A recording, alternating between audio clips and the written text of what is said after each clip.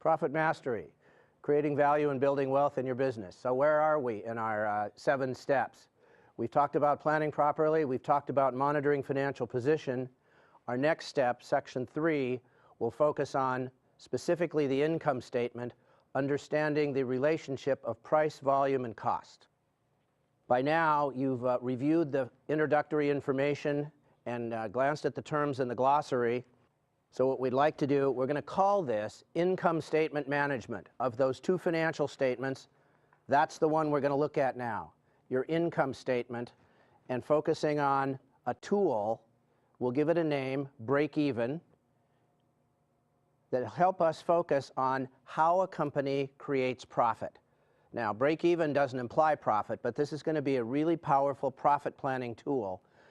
But we first got to figure out, before you can make profit, you've got to get where?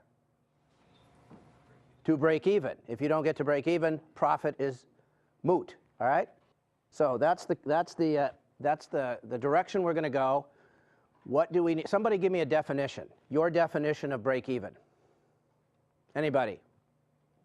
No profit, no loss. A situation of which we have no profit, no loss. Now, as I said, I realize that nobody's in business to break even, are they? Well, except at tax time, but that's a whole different concept. We've already talked about that.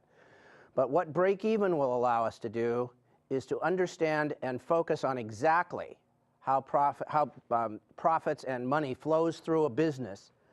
And our learning objectives are going to be threefold for this section. Number 1, look at your income statement in a new way. This is going to be something that'll change the way you look at income statements and the way you use them, hopefully, because this is probably one of the more underused tools. And the interesting thing is it's so simple. Number 2, understand how costs behave in your business. And they're going to behave in one of 2 ways. We're going to start with a standard income statement, the way accountants put them together, and then we're going to put them into a management format. And then finally evaluate how changes in price, volume, and cost impact your profitability, so we can, again, this is a prediction model of how we can use this to project what kind of profit we're going to have, all right? Do business owners typically react quickly or slowly when costs change? What do you think? My view is the costs change, and they change how often? These days in our economy, costs change how often? They're changing all the time, aren't they? They're changing all the time. And yet, for instance, the simplest thing, like when your costs go up, raising your prices, is there a lag typically? Yeah, there's typically a lag.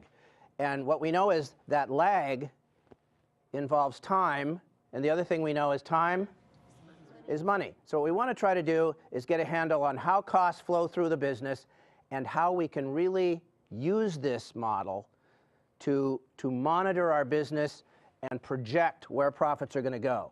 Now, what I'd like to do is start with a standard income statement. This is what the accountant puts together for us. And what we're going to do is we're going to reclassify these costs. I'll visit with through this in just a minute. We're going to reclassify these costs based not on where the accountant traditionally puts them, but more built around how they behave. So standard income statement, pretty basic stuff, right?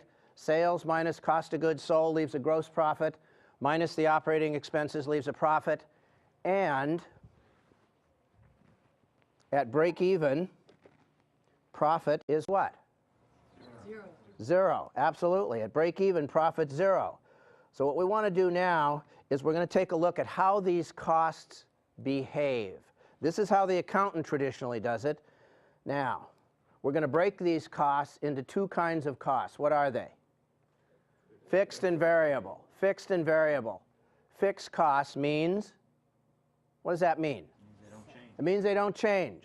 Now, it's not that they don't change forever, because all costs change eventually. And which way do they change? Up. Rarely do they go down. They go up on their own. In order to get them down, we have to what? Beat them down. We have to manage them down, don't we? When do people typically focus on this? If we look at the economic cycle, it's going up. What are people focusing on when the economy's going up? Sales, prices, everything is cooking, right? Turns down. Now we're in, this is the R word. What's that? Recession. Now, it's time to get what? Time to get these costs under control. Why is it we're not so focused on costs when times are good? We're more focused on the revenue side, aren't we? When times are going down, when the economy's sliding down, we don't have as much control. The revenue isn't going up, it's going what? Down. So what appears to be, at least human nature-wise, what's left to manage? If we can't manage the revenue as well, we manage the costs. It's time to get these costs in line. It's time to get back to basics. It's time to get this company lean. We know all the phrases, don't we? What I wanted as a banker was I wanted a business owner who was able to evaluate and manage their costs when? Not just in the bad times, but when? All the time. Really hard, but much easier if we take a look at and reclassify our costs based on how they behave. So they're going to behave in one of two ways. This first group is fixed costs, and let's just draw a picture of how they look.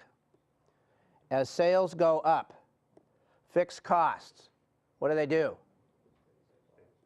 They stay the same until we get to capacity, and then how do they go up? They don't just kind of like that. They go whack, whack. Isn't that right? A mathematician might call that a stair-step function, huh? Right here. What percent of capacity? Right there. 100% of capacity. Most businesses would love to operate at 100% of capacity. Why? We've spread our costs across the greatest amount of revenue, isn't that right? And we might expect that the profit picture, if this is the cost picture, the profit picture might look something like that. And then we get to capacity, and what do we have to do? We have to add a person, we add a truck, we add space. All those things, the costs go bam, right? And what would we expect right when they go up, the profit structure to do? Drop back a little bit, maybe not all the way back, and then go up and go up. Is that a reasonable pattern to expect? I mean, does it make sense? It might not always be exactly that way, but that's a reasonable pattern, isn't it? And let's talk about some of those fixed costs. What are they? Those things that don't change with sales volume. They're not proportional to sales volume. They're out there. Give me some examples. Rent. Rent is probably, I don't know, in thousands of times of presenting this program, I'd say rent is the first one that comes up 99% of the time. And rent is in fact fixed unless it's not. Isn't that right? Now think about this. If I've got a freestanding building and I pay so much a month, clearly it's fixed. But how about if I operate in a mall? Typically in a mall or some structure like that, how's my rent going to be? It's going to typically be a base, which is fixed, or either one, because it could be written either way, or a percentage of sales, a variable-based rent, right? Now in that case, if I had a base level, we'd call the base level what? Fixed, and we'd call the other variable. So my point is, it's not so much how these costs are going to behave in the examples I'm going to share with you that's important, and you'll have an opportunity to look at the costs in your own business with your facilitator, but what is important is how they behave in your business, right? And you're the only one who can answer that. So rent, typically fixed. I'll agree with that. Salary, fixed? Yeah, we pay a salary, right? We pay a salary. Depreciation, all these kinds of things that aren't directly related, all these things. And in the resource material in your manual, you'll find a whole laundry list of these that you can talk in more detail about and think about in your own business. All right, so that's fixed costs. You with me? Now this next group of costs, we'll call them variable. Now, how are they different from fixed? The key word? They're proportional. They are proportional to sales. In other words, if I draw a graph of it, sales going this way, costs going that way, it's basically going to look like that, isn't it? A percentage type relationship. Here's my deal. Sales cause variable costs. Sales cause variable costs. So give me one. Commissions. Commissions, of course, some percentage. Sales cause commissions. Give me another one. Raw materials. Raw materials. Let's just say cost of goods in general. All the components of cost of goods. Raw materials, direct labor, freight, all those things. Cost of goods, proportional. Any others? Anybody who's in a franchise would know another one, typically, wouldn't they? Royalties. The franchisees always know it. I could tell you that. Royalties. Royalties. Typically a percentage of sales. Oftentimes, and we'll get around to the one that's always right in the cusp, the middle there between fixed and variable, that always comes up in just a minute. Royalties also, now is there any flat rate franchises where they charge so much a month instead of a percentage of revenue? I've run into 3 or 4 in the years of work we've done in the franchise community, 3 or 4. One of them is in the haircut business. One of them is in the women's conditioning business. Who would that be? Curves. Few and far between. Few and far between, the vast majority. So sales cause variable costs. So here's the way to look at it. If sales cause them, they're what? Variable. If sales don't cause them, they're not variable. And if they're not variable, they're fixed. Now, I've had people say, what about semi-variable? That's too hard. This is my story, and I'm sticking to it. You treat semi-variable exactly the same way as you treat quasi-fixed, okay?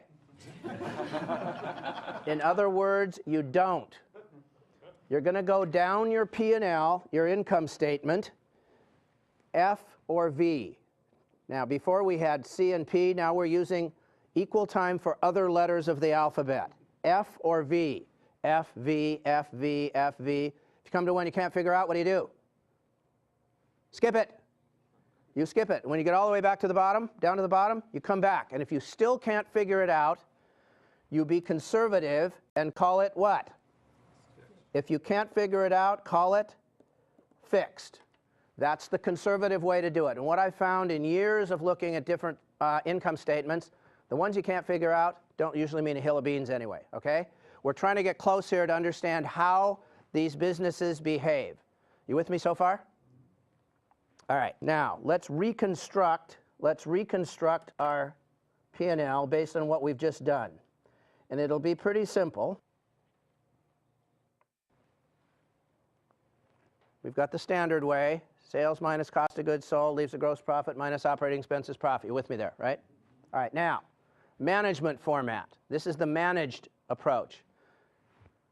Sales minus the proportional ones, which we call variable. And what does it leave us? When you reviewed the glossary, you came up with that term. What was it? The contribution margin. And what is that? Yeah, that's the amount that's left to what? To cover fixed costs. Isn't that right? Now, this is the fancy term, contribution margin.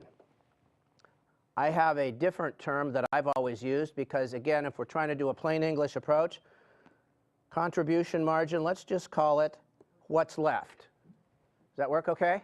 What's left? Now, I've had people say, no, Steve, the formal term is contribution margin. I say, well, what is it? And they go, well, it's what's left. So my thought is, why don't we just call it what's left? That works for me. It's what's left to cover the fixed costs. Now, this may be exactly where the confusion occurs. Somehow, as I go through this is going to look really simple to you. Interestingly enough, when you try to apply it, somehow it seems that it's not as easy as it looks simple. Trust me, most of us make it too hard. We overanalyze it, all right? All I've done, just so you know, all I've done to get from here to here is I've taken the cost of goods sold and added all of the variable operating expenses like commissions, and I called that variable. So when I pull out the variable operating expenses, what's left? The fixed operating expenses, and I called them fixed. You with me so far? I have not messed with the costs. People sometimes think, well, wait a minute, you made costs disappear. I did not make them disappear. They're still there. Point being, The total cost over here is the cost of goods sold plus what? The operating expenses. The total cost over here is the variable cost plus the fixed cost. And the mathematical sign that goes there is what? They're still the same. I've just rearranged them. Now, in just a moment, I'm going to answer the burning question that I know you have in your mind. Isn't that right? You're going, so what? Give me a second, because what we need to do now, we need to build this. And what I want to do is create a little example, okay? So in your mind's eye, I want you to picture a company that sells pens. Those colored pens that you write on overheads with, those. You sell those pens. I'm going to create a pen company, and it looks like this. The pens cost you 50 cents. You with me? You pay a commission of 10 cents on each one that's sold, all right? So the total variable cost is what? 60 cents. Every time you sell one, you've got a variable cost of what? 60 cents, correct? All right, now, I sell them for $1. I sell them for $1. What's left? 40 cents. I sell them for $1, so I've got 40 cents left to cover what? The overhead, the fixed costs, absolutely. And how much are the fixed costs? Well, you don't know, so I told you. They're how much? $800,000, exactly. This is my pen company, and we got to pay my salary. So what question do I want to know? What question am I going to try to answer? Out of every dollar of sales, I got 40 cents left to cover the overhead, and the overhead is $800,000. What question do I want to answer here? How many 40 cents is in $800,000? How many 40 cents is in $800,000? To answer that question, do I divide or multiply? You got a 50-50 shot here. You divide 40 cents into 800,000, and what's my answer? How much will I have to do in sales in this company in order to break even? What's the answer? $2 million. I got to do $2 million in sales, and how much will I make? Nothing. I'll make nothing. And if I make $2,001,000, how much will I make? Some of you almost said $1. If you did, you have to fall on your sword. For that additional $1 of sales, I still have to pay what? The 60 cents. How long does that variable cost of 60 cents keep going? Just keeps going and going and going, doesn't it? It's like that pink bunny on the ad. It keeps going. So I'm going to make what? $2,001,000 in sales. I'm going to make 40 cents. $2,002, 80 cents. All right, you with me so far? That's not a tough concept, is it? That's not a tough concept. Now, what I want to do is I want to take a look in my pen company. In fact, I've got, let's just review our cost. Variable cost percentage was what? 60, and fixed costs, $800,000. If I draw a box around that, what have I got there? It says variable cost 60%, fixed cost $800,000. What is that? What? Total expense. That's the cost, exactly. Could we call that the cost structure of this business? Absolutely. Now my question is, does every business have a cost structure? Even yours, and yours, and yours. Isn't that right? Every business has a cost structure. So when I worked as a banker, what did I want my customers to know? What their costs were. People would come in. Zev walks in and says, I need some money. And I'd say, great, Zev. What's your variable cost percentage? And what response would I typically get? Huh? And I'd say, hey, take a look in your materials. There's just a very simple little diagram there that'll tell you how to calculate it. He comes back and he says, hey, thanks, man. Variable cost percentage is 60%. I said, great. What are your fixed costs? So, I knew there was something else. If you don't know your costs, can you be successful? Absolutely you can. By what factor? Luck. There are plenty of companies that are successful by luck. But if we go back to that 80%, there are plenty of companies who apparently what? Run out of luck. I think we can change the odds by simply knowing what our cost structure is. Now, my little pen company, I came up with a picture. As you know, when we talked about looking at the ratios, and we established that ratio scorecard, we created a picture in the last section. The picture was the roadmap. Here we've got a different picture. We've got a picture that we'll call the cups. And what I've got here, it's very simple. I've got 3 different kinds of cups. One is a variable cost cup. One is a variable cost cup. One is a fixed cost cup. And one is a what? Profit cup. You with me? Now, pretty simple. What have I got there? What is this a picture of? Let's take a look at it again. I've got a variable cost cup, a fixed cost cup, and a profit cup. They're in a sequence that looks like a gravity sequence there, aren't they? It's kind of a gravity trickle-down approach. That's a picture of what? That's a picture of a P&L, a visual of a P&L, isn't that right? So let's take my pen company and take a trip through it. Variable cost percentage is 60 cents. 60%. Fixed costs, $800,000. Now let's take $1 and flow it through this. We start with $1. How much falls into the variable cost cup? 60 cents. How much trickles down? That's our contribution margin. How much trickles down? 40 cents. To cover what? And how big is the fixed cost cup? 800,000. So how many do we have to have trickle in there before we've covered our fixed costs? 2 million.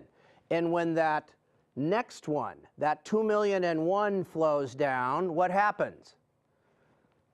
My cup runneth over, and it flows down to become profit.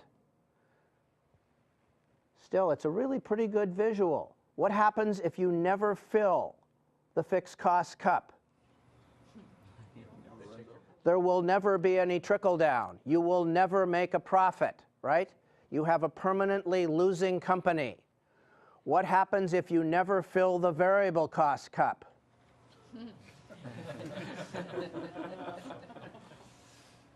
That's correct. You're an idiot. Or possibly an airline.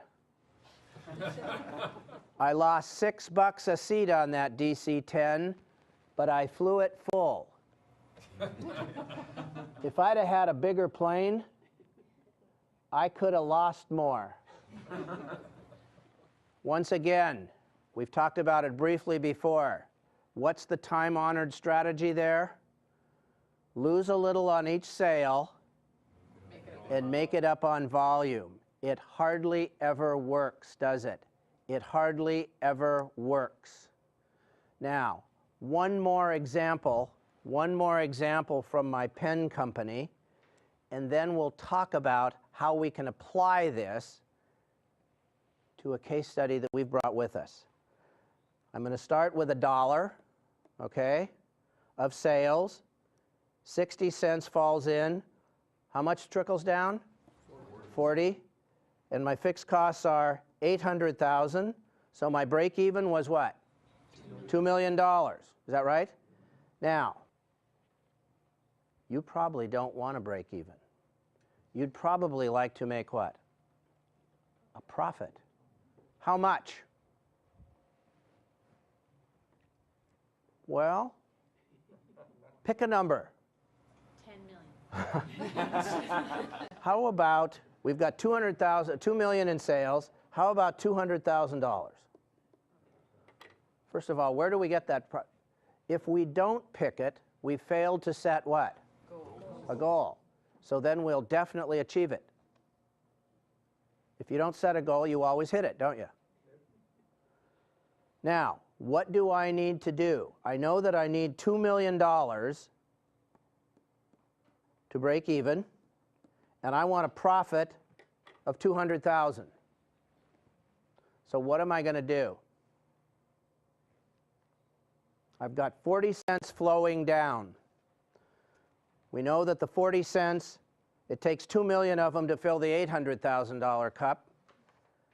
How many will it take to fill the $200,000 cup?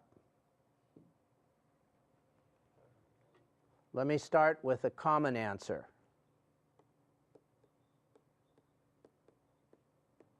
Commonly wrong. Will that one work? Will that do it? No. That won't do it, will it? Why? Because there's only 40 cents left out of every sales dollar, isn't there? There's only 40 cents left out of every sales dollar. So what'd you do? You took the 200,000 and divided it by what? 40 cents and got? 500,000. So that's the amount additional I will need. I need 2 million to break even. So what's the total sales I need to produce a profit of 200,000 in this company with this cost structure? 2.5 million. 2.5 million. I want to make sure that we don't use 2 million too. So many times I see that getting used. This picture, you have the diagram as well. If you'll take that diagram and use it over and over again, the most important part of break even is to know what? The most important part of break even is to know what number there is the most important. The 40 cents trickling down. To know what your percentage is the most important. And to calculate this, if we go back, some people, now, I've just done it as a picture. Some people like to see it in words, so there it is. Some people want words, some people want a picture, some people want a process. Classify costs as fixed or variable. Total each category, right? Calculate variable cost as a percent of what? Sales. In my business, I had 800,000 fixed, my pen company, right? And my variable cost was 60%. Because I knew that that was what the percentage of sales was. Now, what's left? What's left? Determine the contribution margin. What's left? Out of every sales of $1, the variable cost is 60. What's left? 40 cents. And divide the fixed costs, whatever they are, by the 40 cents, and that'll give me my break even. And when I calculated a profit, I actually treated the profit as though it were what? I treated the profit as though it were what? I treated the profit as though it were a fixed cost. That's exactly right. Now, I think that's a little unusual concept for people. Profit as a fixed cost.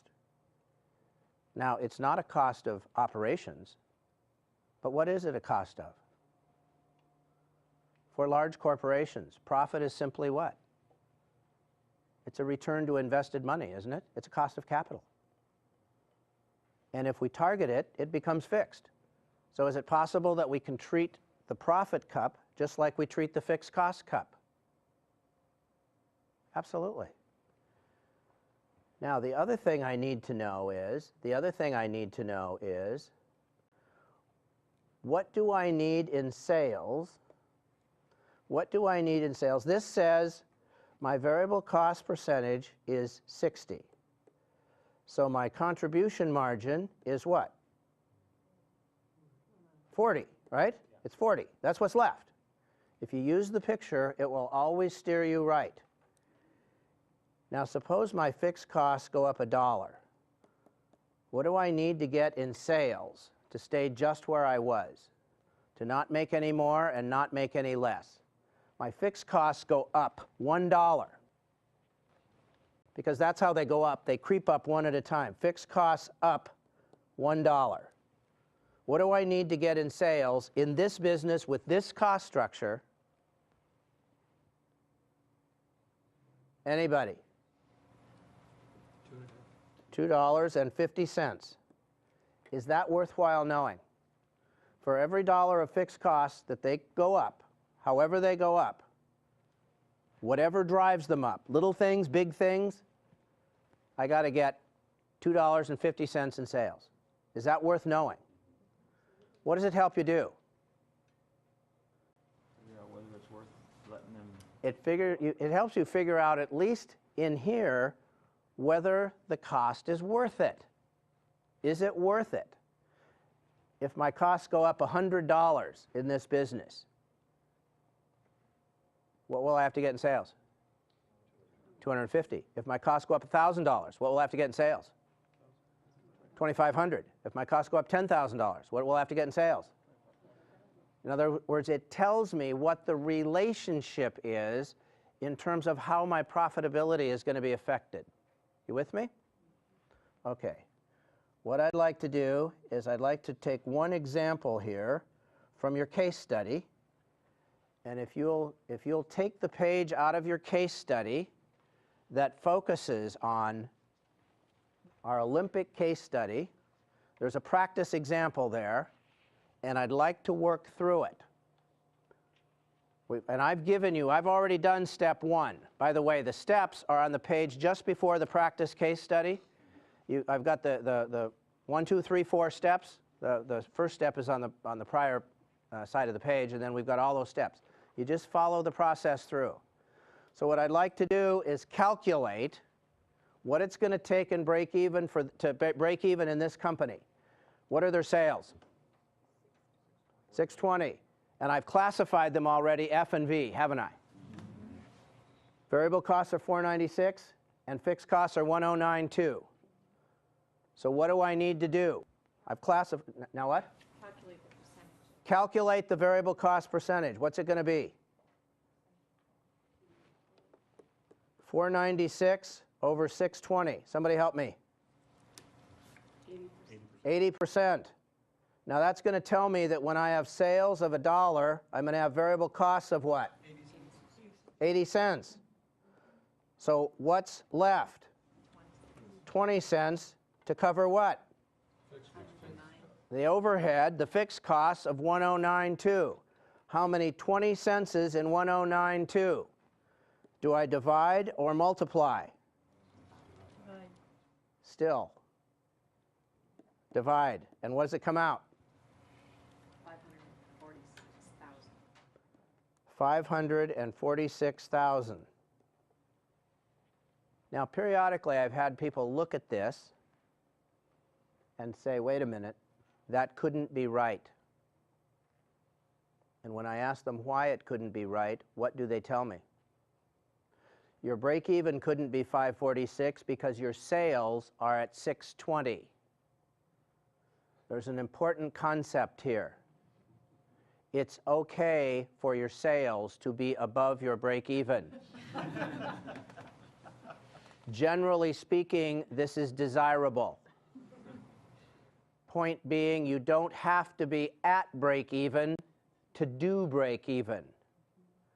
Break-even is a concept, not a destination.